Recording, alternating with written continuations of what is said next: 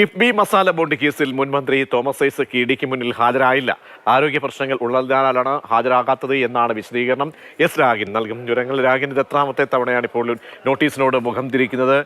എന്താണ് വിശദീകരണമായി നൽകുന്നത്? ഇപ്പോൾ അദ്ദേഹത്തിൻ്റെ ഒരു ഫേസ്ബുക്ക് കുറിപ്പ് വന്നിട്ടുണ്ട്. ആ ഫേസ്ബുക്ക് കുറിപ്പിൽ വ്യക്തമാക്കുന്നത് താൻ പോകാതിരിക്കുന്ന കാരണങ്ങളാണ് അദ്ദേഹം വിശദീകരിക്കുന്നത്. അതിൽ പറയുന്നത് പ്രധാനമായും ഈ കോടതി എന്താണോ ചെയ്യരുത് എന്ന് പറഞ്ഞത് അതിന് ഘടകവിരുദ്ധമായിട്ടുള്ള കാര്യങ്ങളാണ് എൻഫോഴ്സ്മെന്റ് ഡയറക്ടറേറ്റ് ചെയ്തുകൊണ്ടിരിക്കുന്നത് എന്നാണ്.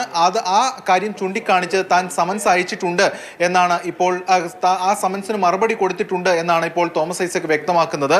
കാടടച്ചുള്ള അന്വേഷണം പാടില്ല എന്ന് കോടതി തന്നെ വ്യക്തമാക്കിയിരുന്നു. പക്ഷേ ഇപ്പോൾ ഇഡി നടത്തുന്നത് അതാണ്. ഇനിയും ഇത്തരത്തിൽ പോയാൽ കോടതിയെ സമീപിക്കും എന്ന കാര്യം കൂടി എൻഫോഴ്സ്മെന്റ് ഡയറക്ടറേറ്റിനോട് അല്ലെങ്കിൽ ഈ തോമസ് ഐസക് വ്യക്തമാക്കിയാണ്. രാവിലെ നമ്മൾ സംസാരിച്ചപ്പോൾ അദ്ദേഹം പറഞ്ഞത് ആരോഗ്യ കാരണങ്ങളാൽ പോകുന്നില്ല എന്നാണ്. പക്ഷേ ഇപ്പോൾ ഈ ഫേസ്ബുക്ക് കുറിപ്പിൽ അദ്ദേഹം വ്യക്തമാക്കുന്നത് ഇഡിയുടെ സമൻസിനെതിരാണ്. ഈ ഇഡിയുടെ സമൻസ് ശരിയായിട്ടുള്ള സമൻസ് അല്ല, വഴിവിട്ട സമൻസാണ് ഇഡി അയച്ചിരിക്കുന്നത് എന്നാണ് വ്യക്തമാക്കുന്നത്. ഒരു കുറ്റകൃത്യം കണ്ടെത്തി അല്ലെങ്കിൽ ഒരു കാര്യം കണ്ടെത്തി അതിന്മേലുള്ള അന്വേഷണമല്ല, എന്തെങ്കിലും കണ്ടെത്താൻ വേണ്ടിയിട്ടുള്ള ഒരു റോവിംഗ് അന്വേഷണമാണ് നടക്കുന്നത്. അത് കോടതി തന്നെ പാടില്ല എന്ന് പറഞ്ഞിട്ടുള്ളതാണ്. ആ രീതിയിലുള്ള അന്വേഷണമാണ്. അതുകൊണ്ട് ഈ സമൻസ് ശരിയായിട്ടുള്ളതല്ല, പിൻവലിക്കണം എന്നതാണ് തോമസ് ഐസക് ഇഡിക്ക് കൊടുത്ത മറുപടിയിൽ പറയുന്നത്.